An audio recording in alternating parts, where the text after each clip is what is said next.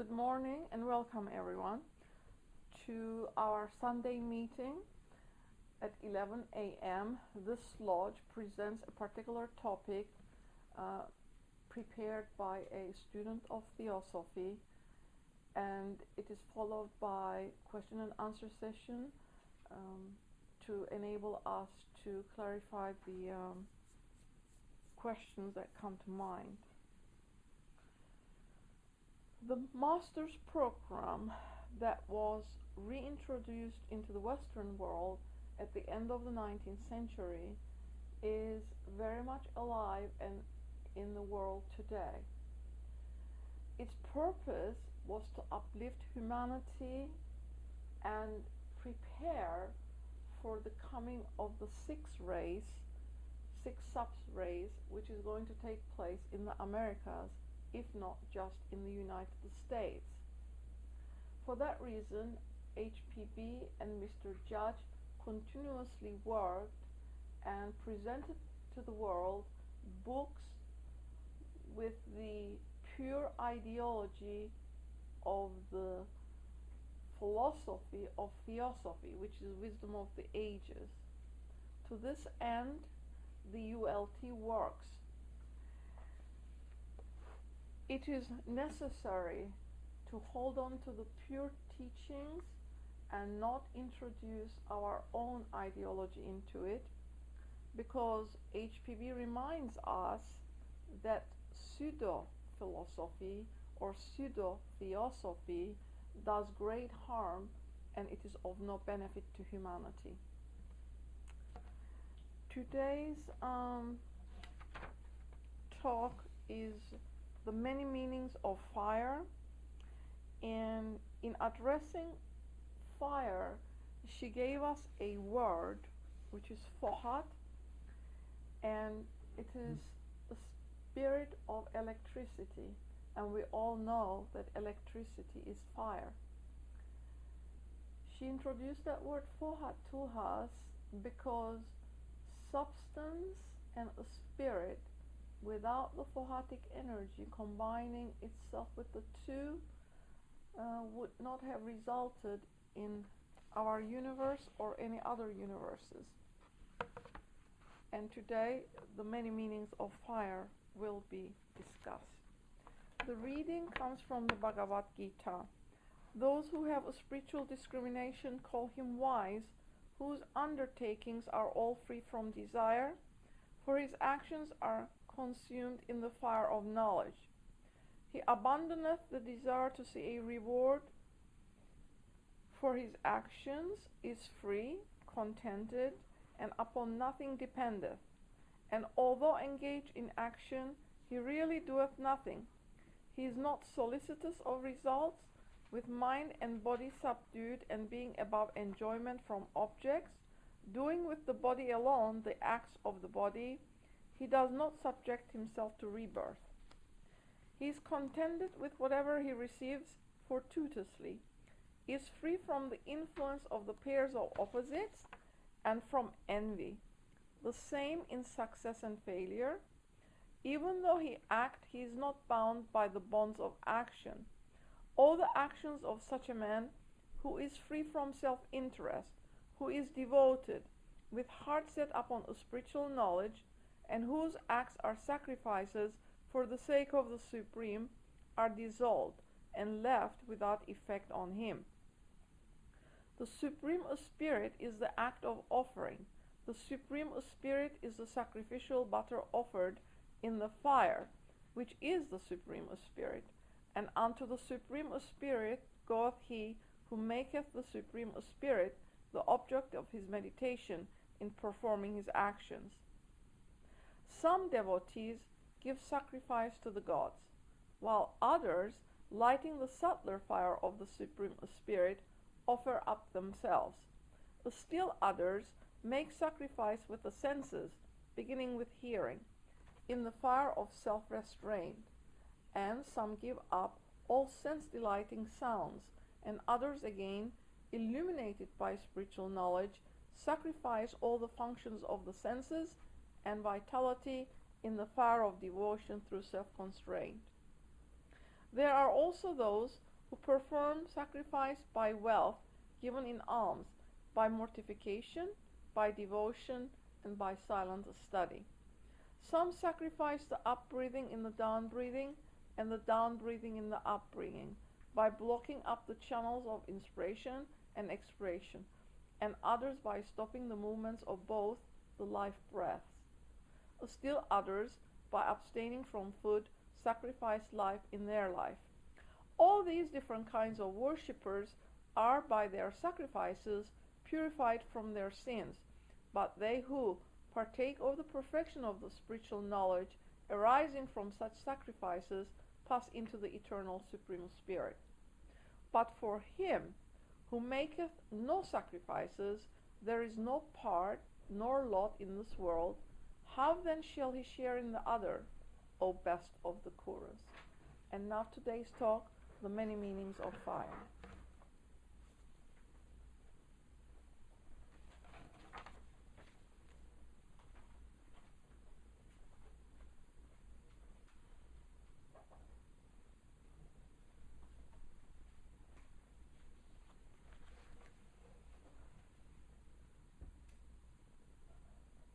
Welcome, friends.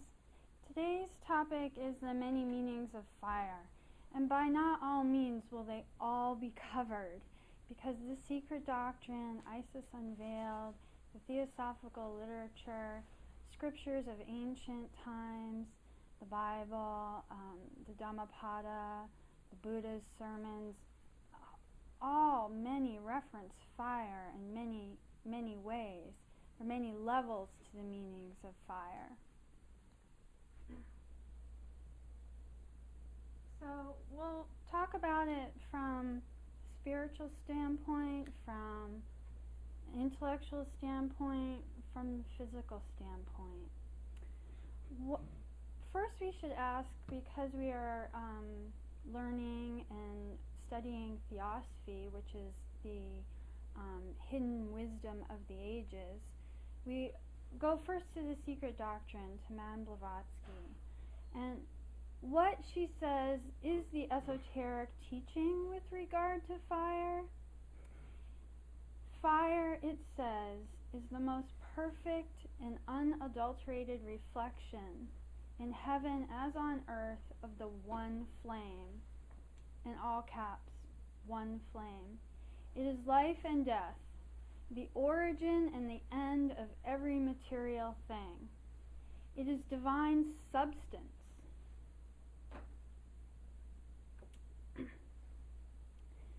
So many cultures have worshipped fire throughout the ages. The Parsis were fire worshippers. Some of the tribes of the Americas proclaim themselves born of fire. And they themselves, she says, show more science in their creed and truth in their superstitions than all the speculations of modern physics and learning. The Christian says God is a living fire, and tongues of fire and burning bush of Moses are all references to this connection to fire as spirit. The Rosicrucians, the mystics, the Kabbalists defined fire in the right and most correct way, she says. Procure a 6-penny lamp. Keep it only supplied with oil, and you will be able to light at its flame the lamps, candles, and fires of the entire globe without diminishing that flame. If the deity, the radical one, is eternal and an infinite substance and never consumed, then it does not seem reasonable that the occult teaching should be held unphilosophical, because it too shares this idea that fire is an unadulterated reflection of the one flame. And this can relate, she puts this all in caps, one flame. When we think of the flame, we think of the sun, but the sun is merely a reflection of a fire or substance on an even more subtler plane. She calls fire divine substance.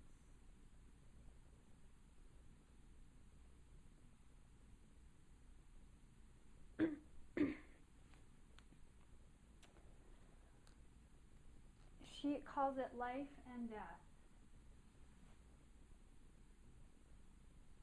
How can it be both of these? So we will take a look at some other things that are said about fire.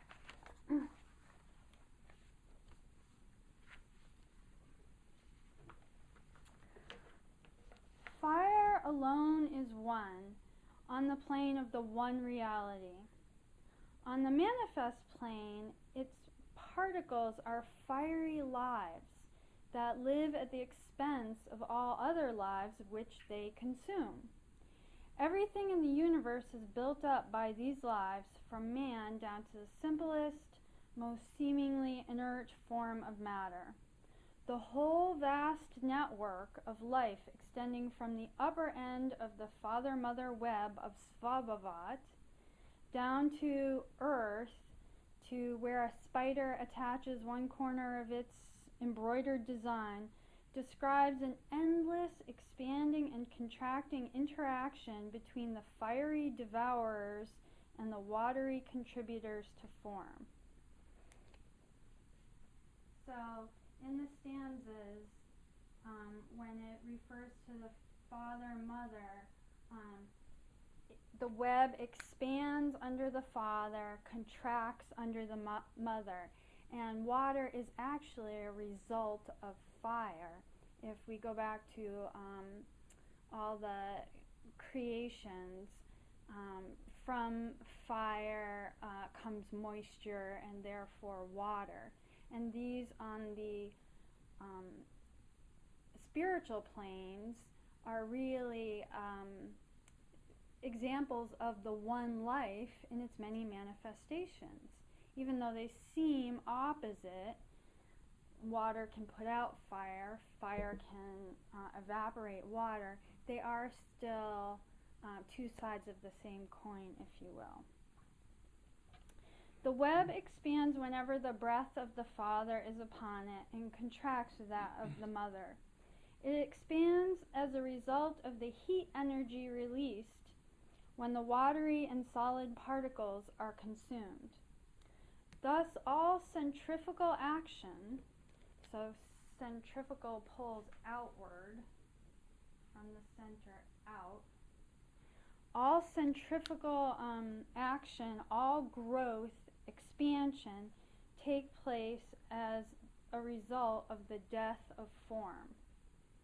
All the laws of nature can be minutely understood in terms of this constant interaction between the father and the mother, the liberating and the formulating forces of the universe.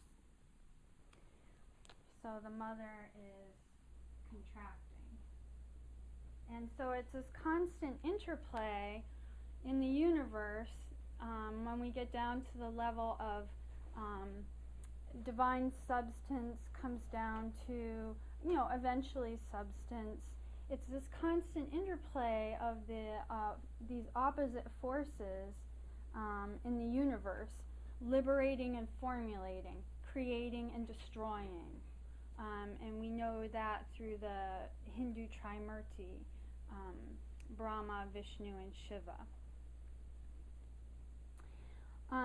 She even says the phenomenon of gravity can be understood as the breath of the mother, that which pulls in and contracts, an expression of the centripetal tendency which engenders attraction, while any kind of conversion from heavier to lighter demonstrates the centrifugal and a release of energy from the father fire. So this is centrifugal. I don't know how to explain it. Centripetal. Centrifugal. So we want to keep in mind that these forces are constantly going on.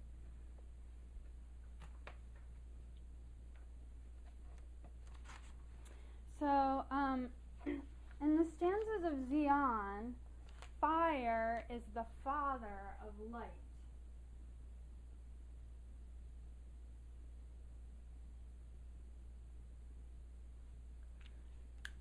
And of course, and we know from like the Bible, let there be light, and there was light, and there's many levels and meanings to light. And without getting too into that track, we'll try to stick to fire. Now, absolute deity, the absolute is called dark fire. So once there's light, we're no longer, that's the ray. The absolute is dark fire, she says. And then once creation occurs and there's light, there's the logos, that ray, it is from the dark fire. So the dark fire radiates a ray of light which penetrates the mother deep, causing the eternal egg to drop the germ of the world egg. We've heard this from the stanzas of Xian. The luminous egg then spreads through the mother, and the root of life is in every drop of the ocean of immortality. The ocean was radiant light. So the mother becomes the ocean, and it is radiant light. And of course, if we had access to higher planes of consciousness, these would all represent levels which consciousness could be consonant with those planes. So the ocean was radiant light, which was fire, heat, and motion.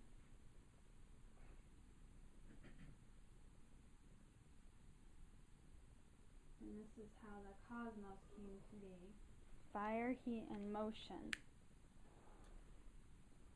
The first ray is, I'll just read a little bit and then we'll move on to some other aspects of fire. The first ray is the cold, luminous flame which out of chaos forms the curds in space, whose colliding activity cause a rotation which yields material fire. That's like perhaps some sort of like friction going on or something.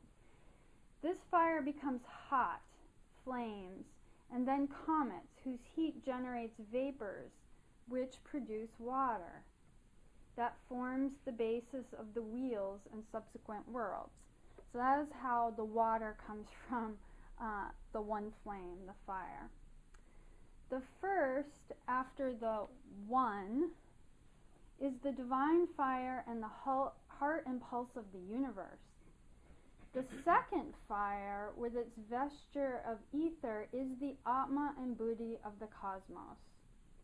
The third partakes of water, which is born out of fire, and the sons of the fire mist, the highest planetary Chohans, emanate the third logos. The secret doctrine teaches, quote, "Listen, ye sons of the earth, to your instructors, the sons of the fire. The primordial seven are the first 7 breaths of the dragon wisdom," which is the first logos, the bright sun, "who in turn produce the fiery whirlwind, which becomes the messenger of their will, Fohat, which passes like lightning through the fiery clouds. Fohat forms out of the sparks in the whirlwind, the germs in the wheels." So that was a lot contained in those few sentences. But we heard about sparks, we heard about lightning, we heard about Fohat, we heard about flame, and these are all sort of successive manifestations of the one life. What this reminded this student of was the Buddha's sermon, fire sermon. So I printed it out and everyone can take a copy. And basically he says that all is a flame. You know, the consciousness of the eye, what contacts the eye is a flame. The ear, what contacts the ear is a flame. that all life is a flame. So just keeping that in mind, we may refer to it a couple of times. So the ocean was radiant light, and the first ray, just put a few notes up here, is cold flame. And this is hard to imagine, but it really represents something. And this forms curds in space. Cold flame forms curds in space, which collide. And this causes a rotation, which yields material fire. Now, there's many forms of materiality, but all these levels may be a little bit beyond us, but to just try to understand it as best we can. This fire becomes hot flames and then comets, which we know from the secret doctrine eventually become suns. Those are suns become knots of Fohat, whose heat generates vapors which produce water that forms the basis and wheels of subsequent worlds.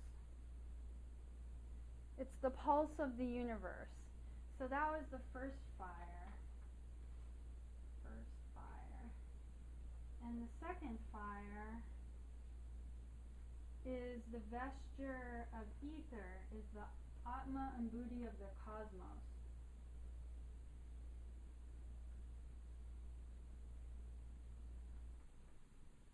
And of course we share, and because we're a principled being, the microcosm of the macrocosm, we share all these centers within ourselves, and they can be activated.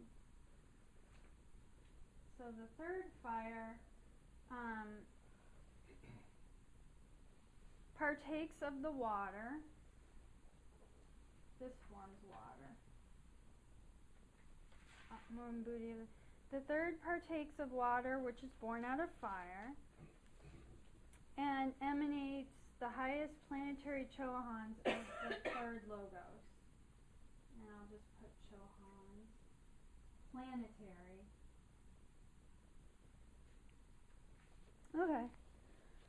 So that gives us an idea of sort of how the cosmos came into being and how fire at different levels can describe the process. Now, she says, put in terms of elements as we know them, maybe in chemistry and in, elements, water, fire, air, so forth. Spiritual fire is hydrogen. So put spiritual fire. And then we'll get into it. This is kind of technical. We'll try and get it more practical. Spiritual fire is hydrogen, she says. And she talks a lot about the elements.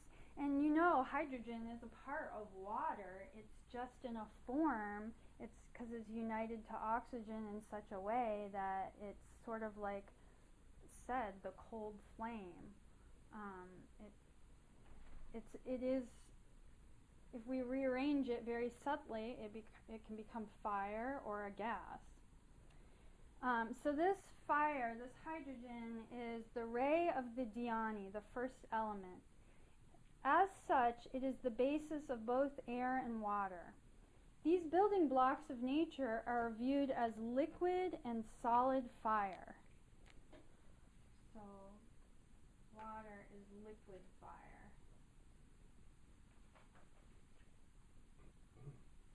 We have to use our metaphysical imaginations a little bit. In Vedic times, this mystery was pondered in relation to the Hindu trinity of Surya, Vayu, and Agni, whose triple activity manifested as divine light, energy, and will. And these are the arcane powers, the 3 occult degrees of fire.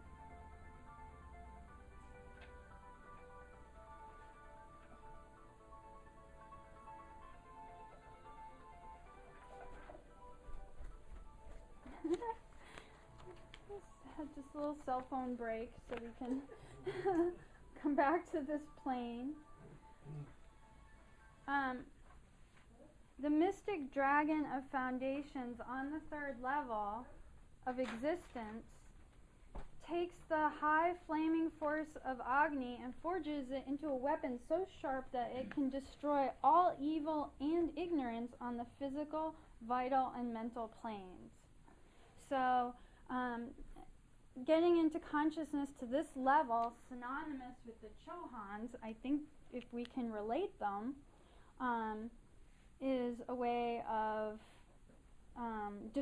is where one can destroy all evil and ignorance on the physical, vital, and mental planes. Life is the condition from which will and light emerge. Agni, the sort of in the Vedic god of fire, enjoys and devours all things of life and generates its nervous energy and releases the forces of thought which prepare the action of the luminous mind. Fire alone is one, as was said in the Secret Doctrine, all caps. Fire alone is one on the plane of the one reality. And as it said, its particles, the fiery lives, consume other lives because the universe is built upon these lives from the highest to the lowest. And this is just to remember that web of father-mother that, and we see this echoed in how forms are built up. We have to have nourishment, and it comes from lives that have built up in the plant or animal kingdom. Those lives in turn were built up from kingdoms below them, and because everything is constantly in motion, which we know as one of the aspects, Madame Blavatsky says, of the absolute abstract motion, it's ceaseless, and it's just the way of the world. But if we look at it as a ladder, not just in terms of physical nourishment, but in terms of planes and states of consciousness that we can burn up and offer as sacrifice our lowest lives of thoughts, and we can proceed to the next higher level until we have sacrificed all for the sake of the one, because that's who we really are. We are all one. We just think we're separate. So we're going to move to sort of towards the practical side of this idea of fire and sacrifice.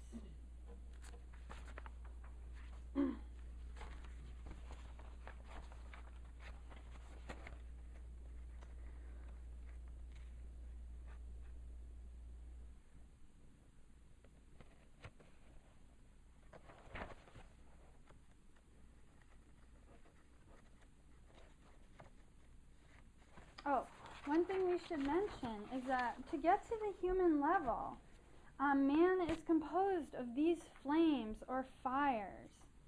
And man needs 4 flames and 3 fires to become one on earth. So this is key. It's differentiating between flames and fires.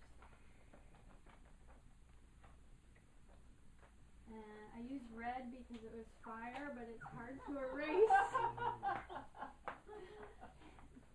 The fire doesn't wanna. Exactly. We're keeping the fire going. So, for man to become complete on earth, to be perfect, she says, 4 flames, 3 fires. And I'm going to put the 3 fires above the 4 flames. Man, complete man, obviously if we add these numbers, we get the magic number, the 7 principles of man. He requires the essence of the 49 fires to be perfect. So, because they each of the 7 has 7 aspects, 49 fires needs the essence. So we'll try and figure out what that is. To be perfect. Yeah. But we have to we have it, one student says, but we have to become aware of it, and we have to try to understand it. She says, is those who have deserted the superior spheres, the God of will, who complete the Manu of illusion.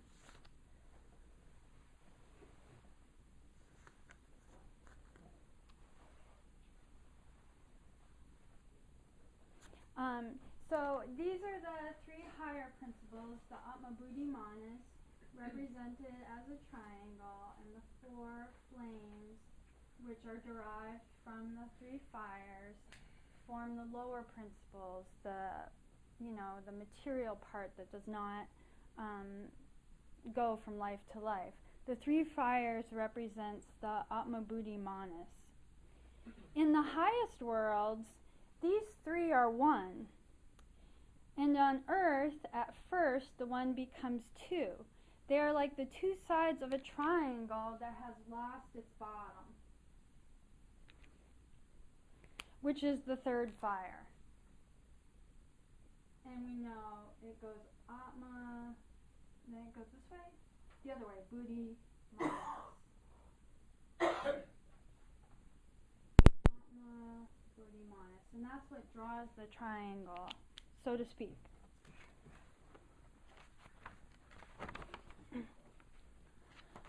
So these 3 fires have a name, and they are Hindu. And the first one is Pavaka. Wait a minute, I gotta look at the sheet. Yeah, Pavaka, Pavamana, and Suchi. Don't know.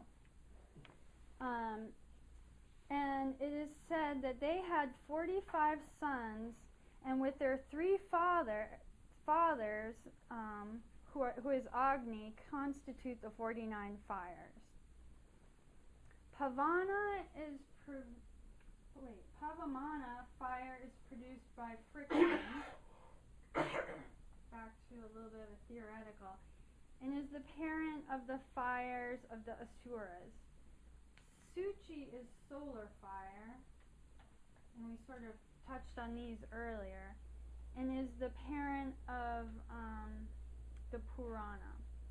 But this is an explanation on the material plane. The flames are evanescent and only periodical. The fires eternal in their triple unity, and they correspond to the 3 higher principles, and then the 4 lower, because the 4 lower are derived from the 3 higher. So I'll just read a little bit about these 3 fires, and then we'll get to the practical aspect. So Pavamana is produced by friction, is fire that involves a differentiation of substance, implying knowledge and polarity and references to the substances involved, as well as persistence. On the physical plane, friction represents that without which engines would not run, but also that because of which they will not run forever. In theogony, which is like systems of gods, friction is used by one of the Hindu gods, or the fire drill, and the swastika to produce Agni, the fire god, amidst Maya, the realm of illusion. Cosmically, Pavamana fire is correlated with the soul. Metaphysically, it means the union between Buddhi and Manas.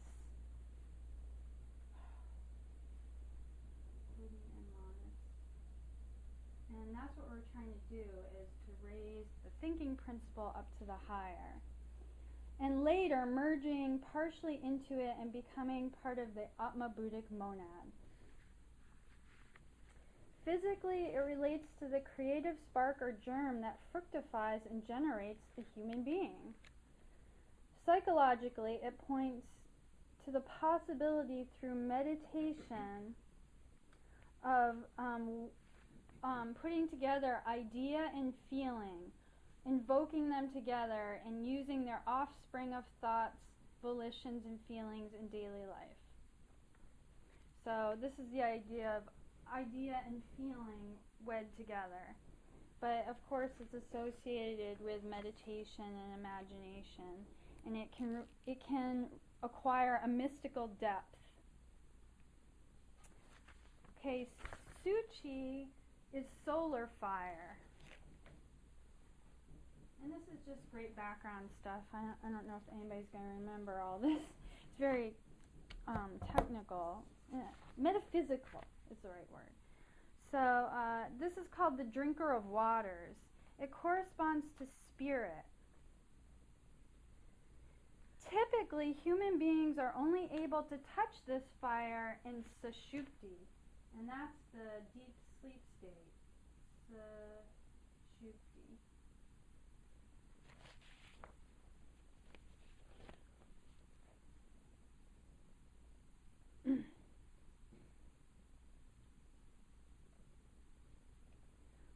It says in the Theogony, the Gandharvas are the aggregate powers of solar fire. They constitute its force, and they teach the secrets of heaven to mortals.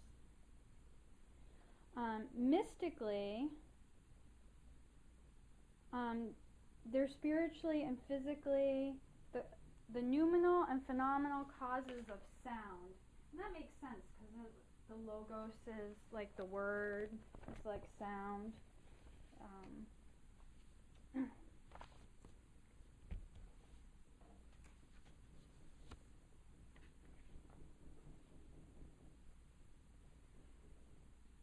So, Suchi fire, solar fire, can become a living reality if we were at this level all the time in meditation, at the level of dreamless sleep, at that high level of consciousness.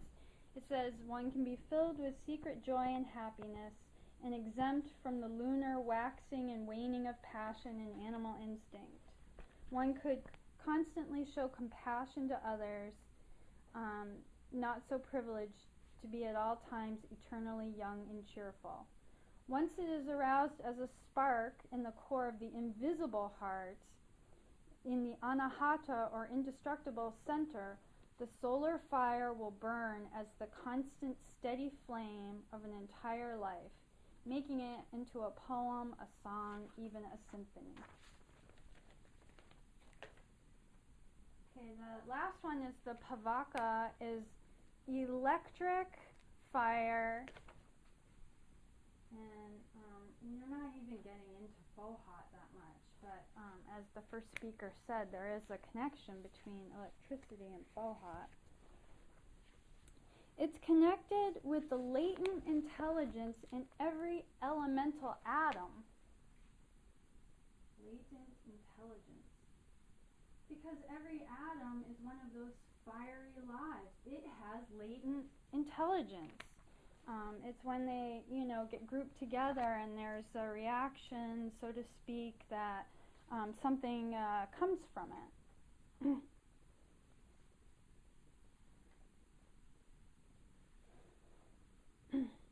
Electric fire correlates with the body, and because it can only work through a positive and negative pole, such as the head and feet of a human being or the north and south of the poles of the earth.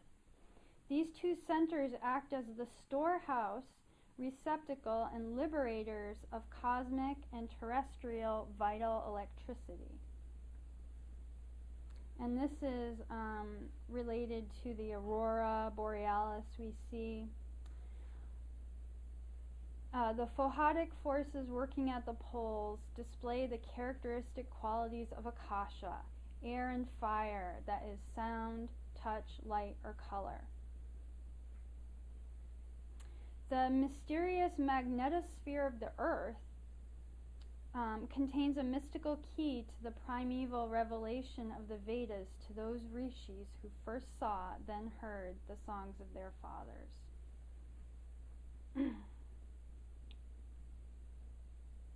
The ancients gave great importance to electricity in its relation to self-purification through self-magnetization. This has to do not merely with physical hygiene, but with all modes of pollution and cleanliness affecting the body, the brain, and the heart.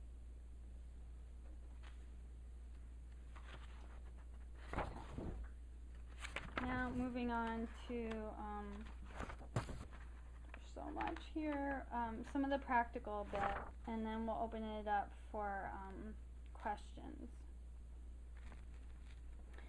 But what it shows is that the ancient Vedics were like scientists, and this wisdom was preserved in the East. And a lot of the phenomena that they describe, science still does not understand. And that's why it's all contained in the secret doctrine. But one needs to study it, and one needs a key to make it real, not just words.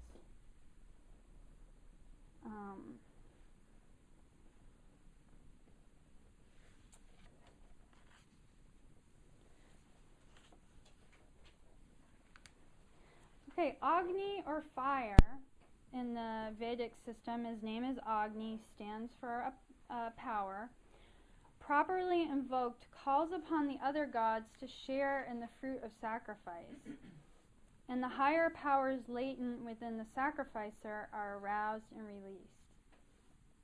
released. Through this process, suitable offerings are carried to heaven, it says, which is satya in action, the enactment of supernal truth.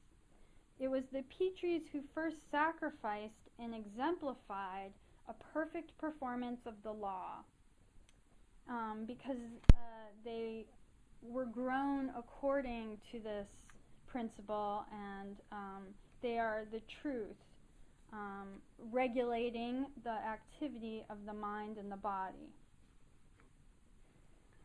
So thinking about the Gita, the reading before this, it was saying some sacrifice in one manner, some sacrifice in another manner, but Krishna receives all sacrifices.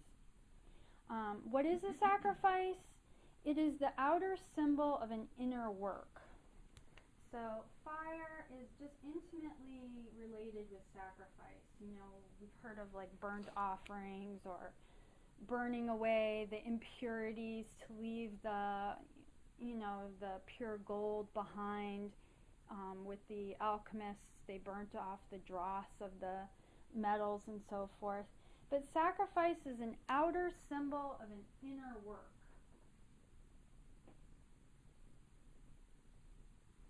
I mean, whether one is moved to help one less fortunate by giving them something monetary or some nourishment, it is a result of inner work. It's an inner exchange between the gods and men. We tend to think we're doing something for another person in isolation, but the gods, who are symbols of all these forces, are always present in the sacrifice. Krishna even says that in the Gita, that he is present in all sacrifices.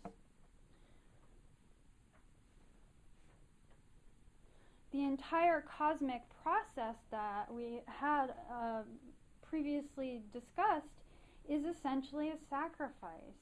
It's the one life sacrificing itself to itself in a way. And by emulating this, we grow by universal law. It's not like we do it because we want good karma. It's the way the universe works. It requires lives to be built up by other lives. Therefore, sacrifice, the fire of sacrifice, is absolutely essential. The person who thinks just of themselves and never gives or has a care for anybody else isn't sacrificing. He's not living according to universal law. And that's going to cause a lot of karma, and it's going to be unsustainable. The Upanishads teach that whatever refuses to give itself is still the food of cosmic powers. The eater eating is eaten. The earth exists chiefly to serve as the place of sacrifice. It is only when this law is recognized and voluntarily followed that the kingdom of death can be traversed and immortality truly attained. It requires the giving of the elemental self to the flames of the higher. The victim of the sacrifice is the sacrificer himself. He must do what was done by the gods, who say, O Agni, sacrifice thine own body. This fire of sacrifice is no material flame. It is the Brahman word, the inner fire, the priest and the energy of the sacrifice. So we can see how this was became exoteric with a lot of religions emulating the idea of sacrifice and fire, because behind it are these universal truths. Exoteric religions are merely the darkened smoke from the true fires of spiritual wisdom. So when we sacrifice according to universal law, it calls upon other gods, we could say beings or forces, to share in the fruit of the sacrifice. And the higher powers latent within are aroused and released. It's an enactment of truth.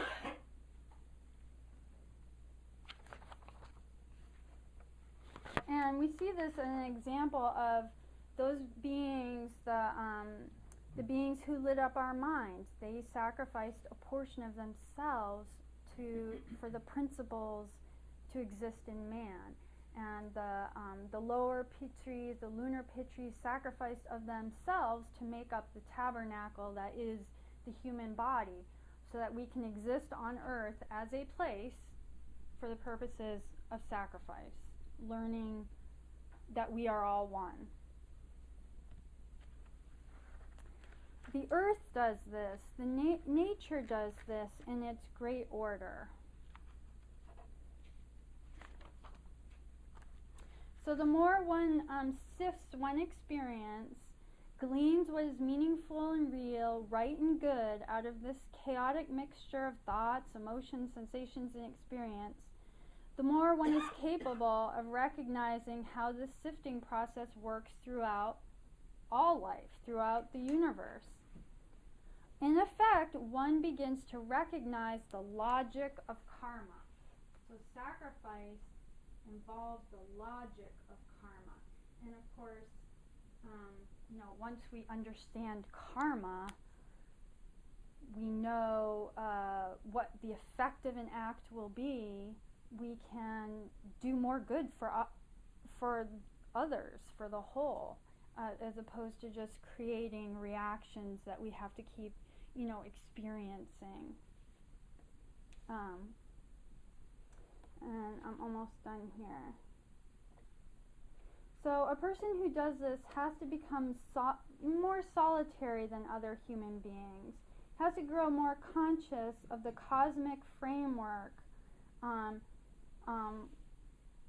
within which that solitude, that solitariness can be supported.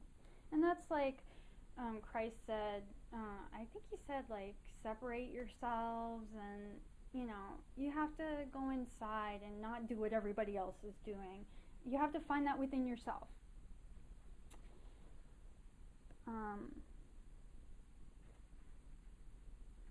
So the sifting process of our experience takes place in nature on different planes. We can sift our own experience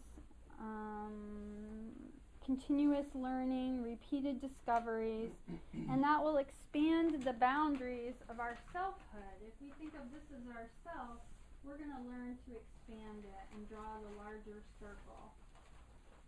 We want it because we are the one. We are the one life. We are that.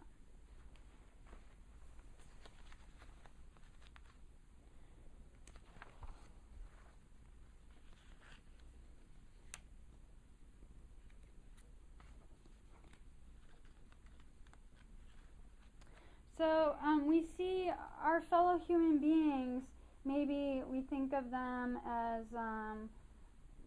subject to fate or karma, the cruelty of nature. We see a lot of frustration of human ideals. What it comes from a contracted version of selfhood. So this idea of fire and sacrifice should bring us to the idea of self. And it was said at the beginning, the one all caps life. Fire is life. So expanding that idea of selfhood, it's just been contracted, and it can be reversed. It's not like a predicament, an endless predicament. It can be worked with.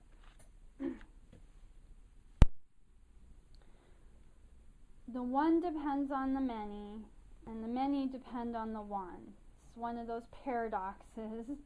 And we can talk more about, if it comes up in questions and answers, the concept of time and causality and energy and respect to all these.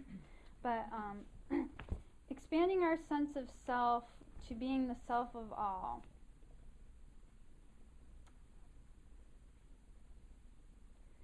Through the monastic fire of self-consciousness, human beings may realize the perfect unity and correspondence of the self of all, fusing Atma Vidya and Brahma Vidya.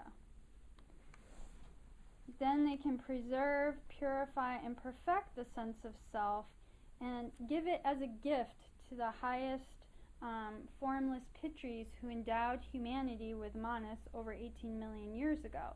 So we read in the Gita that the gods are nourished by sacrifice.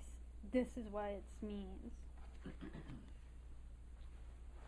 Okay, I think we'll just end with that idea of learning to live, instead of from below up, learn to live from above below. Seeing all life from the standpoint of primordial and unbroken unity. That awakens our noetic powers. We need to overcome the fragmentary sense of psychic selfhood through a ceaseless application of the heart doctrine, a continual sifting of experience through meditation and self-correction, cleaving to an intuition of the divine presence within. Maintaining a sense of hope and possibility inspired by the paradigm of the sage, individuals can learn to make a conscious and deliberate change over a period of time in their root conception of selfhood, and so in their conceptions of time, causality, and energy. As they do this, one withdraws allegiance from an entire class of perceptions and impressions. Then, after a period of transition, they will be able to function on a much higher class of perceptions, and that will become their reality. It's not like changing one's clothes. It's difficult. That's why, just putting on a monk's robe and saying I'm giving up the earthly stuff, it doesn't work. It can't be a change of external circumstances. It has to be within, and to base it on the paradigm of the guru gives one that model to work from. Okay, and now we'll open it up to questions and comments. There's plenty more, and maybe it'll be another. And while we're getting to our first questioner, Saturday, the New York United Lodge of Theosophists is going to sponsor a special meeting titled Reflections on the Future, starting at 1 and going to 4:30. It's an interlodge meeting. We're participating in that. All is welcome to attend. Thank you. A question? Well, this is just to begin with a simple question. Where were you reading from for your ending comments? For the ending comments, That you just read. I was reading from an article entitled The Fire of Selfhood. And I can point that out to you at the end. And also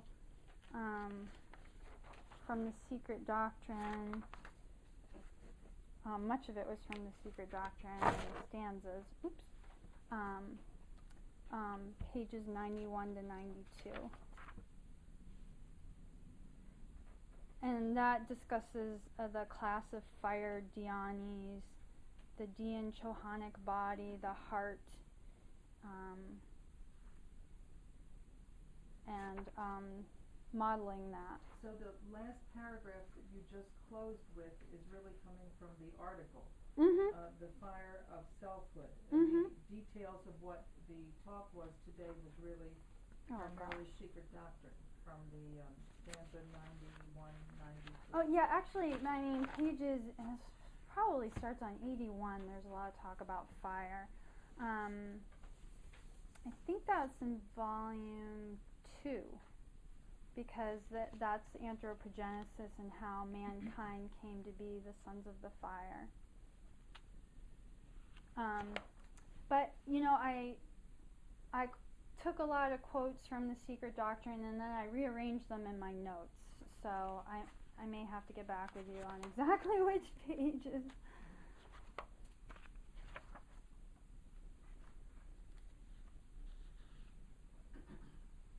Yes, another question or comment?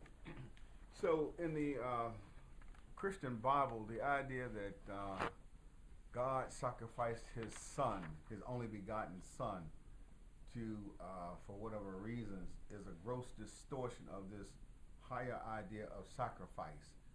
You know, as it is literally presented today in the churches, it was a sacrifice so that it would appease God from, for whatever reason. You know how earlier he destroyed the world because he was angry and upset with humanity, and then, so again, his son comes to say he's appeased because, well, he sends his son, and supposedly the death of his son occurs, which is ridiculous in that sense. But yet, it's this notion that this personal God is appeased because of the death of his son. So is that all that idea of him sacrificing his son to appease himself is a gross distortion of this higher notion of whatever this sacrifice is on a more noble level? Yeah, it is a distortion. I mean, the son, S-O-N, usually refers to, you know, in the Trinity, isn't it Monis? The universe. Yeah, so we have to take it at its inner and higher meaning to try and understand it. But an anthropomorphic God is a distortion. We really have to think of what things stand for and use our intuition as much as possible.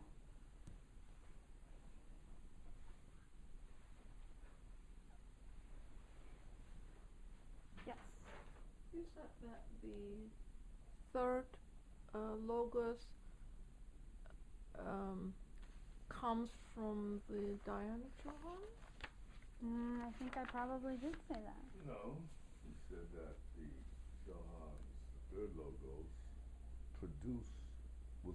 the third logos were the Chohans, and they partake of the water and produce on the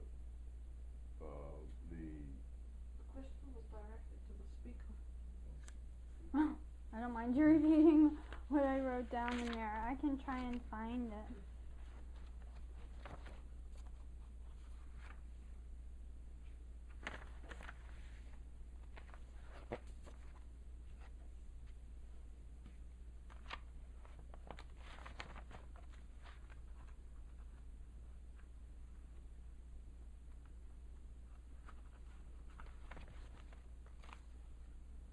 wanted to actually know which class of the Dan Johans are involved in that process.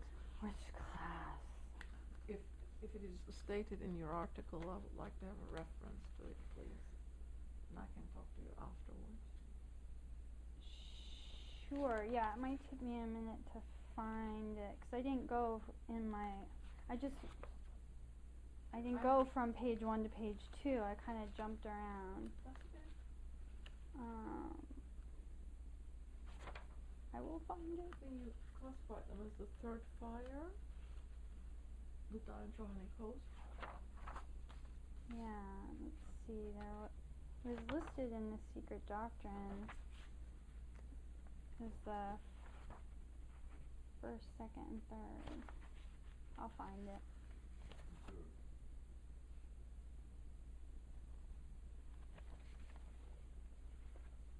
Well, are there any other thoughts while I keep looking? Sorry. Well, yeah, you said something about on the third fire partook or partakes of the water produced by the first fire. Because all is fire, and this is the cosmic, how the cosmos came to be, Yes. cosmogenesis, and then how the Dian Chohans give their principles. Ray is the anthropogenesis. So can you repeat your question?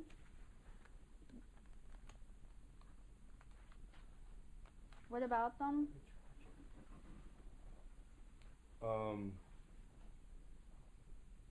I was trying to understand the second. I understand the usage of the first and the first fire, and out of the first fire, the third fire. But the second fire, which I understood to be the vesture of ether, produced Atma Buddhi of the cosmos. Mm-hmm. So that's what I didn't understand, the relationship, those three. Okay. It seemed from the presentation that you went, unless I missed something, from the first fire producing the comets, and from the production of the comets, the water that's produced from the comets is used at the third fire, friction. Mm-hmm. By But friction, now, yes, and it forms the rotation. okay. Movement. Rotation is movement, yeah. All right. So the Atma Buddhi of the cosmos. Could you explain that? That's the second fire, and I'm not quite getting it. What level is the Atma Buddhi of the Second cosmos? The second fire? Yes. So that second fire is a vestige of ether, and Yeah. There's a lot in the secret doctrine about this ether. And this is like the highest level of Akasha as opposed to this. This is the one she was referring to when I quoted it. And the student isn't as versed in the whole Daivi Prakriti, although that is mentioned. The Atma Buddhi of the cosmos was the second fire, which would be wouldn't that be the first logos? Because the first is unmanifest. The second is the manifested, where the one becomes two. And then the third is that the mind, Mahat, Man. yeah, and the plan, the divine mind. But the two is primordial substance and and motion is in there too.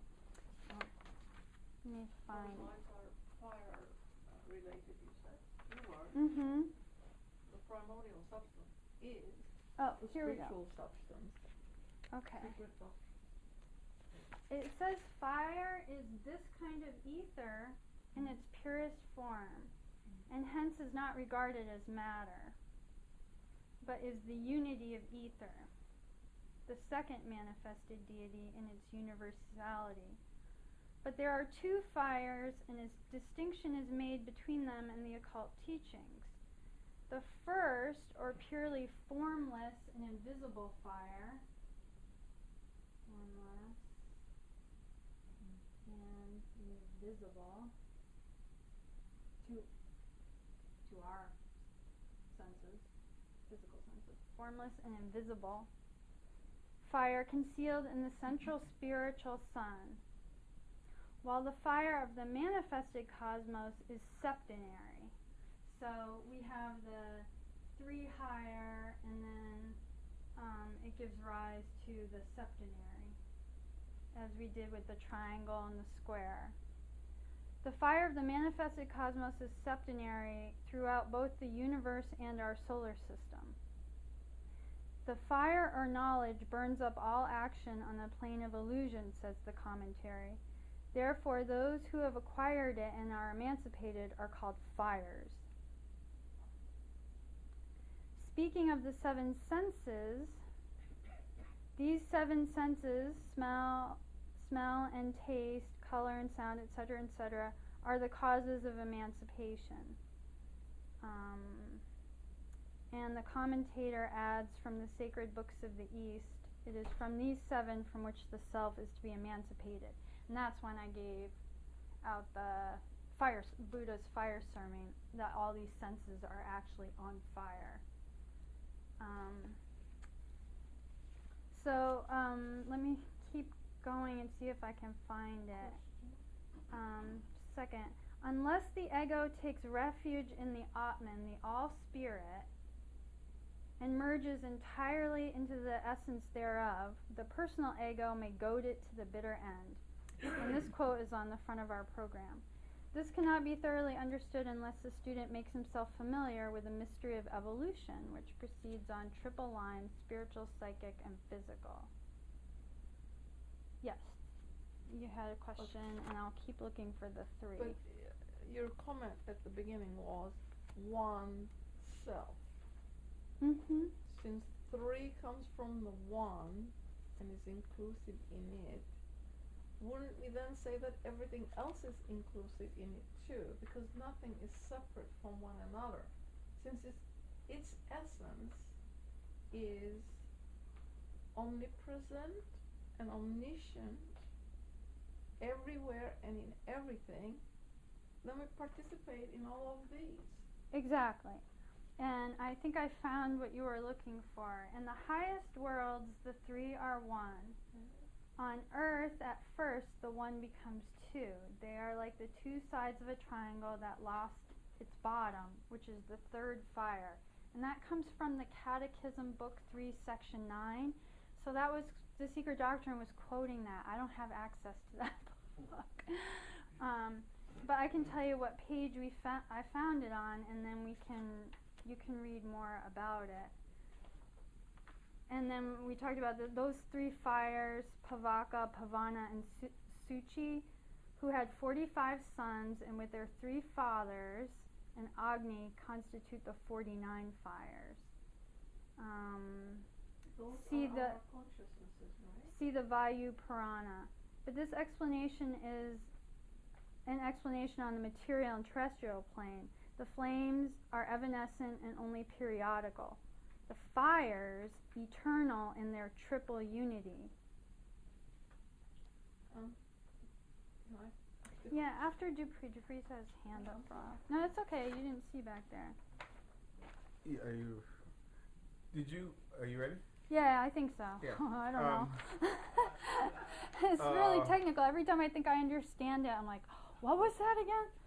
So I've read someplace where light is like cold fire, just like we see light. Even though it is warm to the senses out there, you go outside, you say it's hot, but relatively speaking, the light is cold fire. Did you, in your beginning, come across any kind of relationship of light? Yes, between yes, light and we fire? did. We came across water is liquid fire, and the absolute is dark flame, and the ray that comes from it is light. Yes, we did touch on that a little bit. The light we see is illusory. It's not like those higher states of light when it says, like in Genesis, and let there be light. That's different than the light we see with our physical senses. We know the spectrum, visible spectrum, is very small in comparison to what we can perceive as the electromagnetic spectrum, which probably goes even more subtler. But excuse me. yes. As a follow-up, is there some point, if you're going back down to the one, that is light a result of fire, or is light something apart and separate from fire? I mean, if you look to the metaphysical fire. It seemed from this student's research that was a result, in effect, of a prior cause.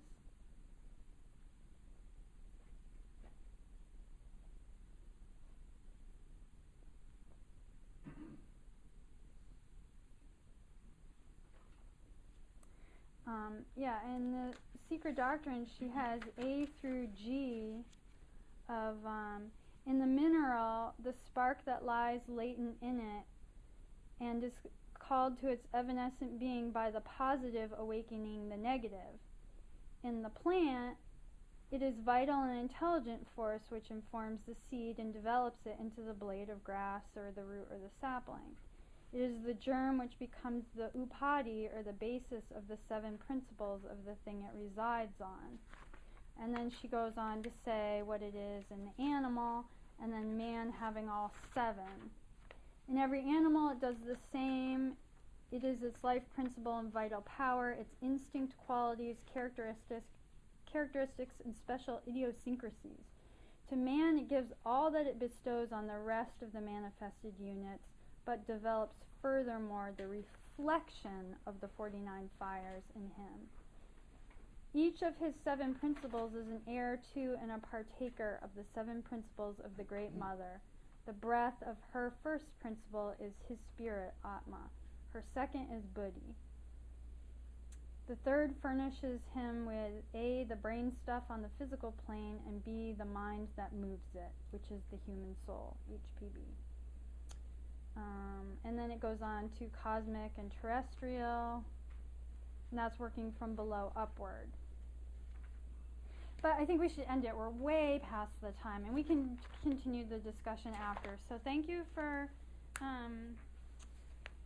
coming and participating. And next week is, can you check right there? Next week is Reincarnation?